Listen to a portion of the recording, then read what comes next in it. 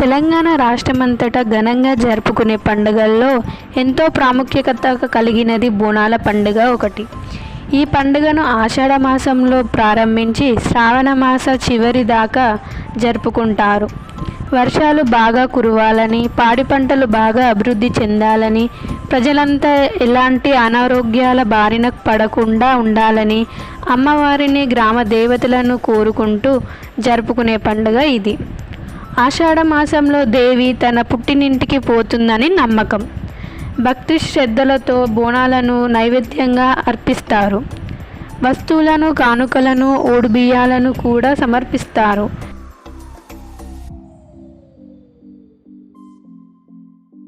May the occasion of Bonalu bring the wealth of knowledge to you. May you be blessed by Goddess Mahankali and all your wishes comes true.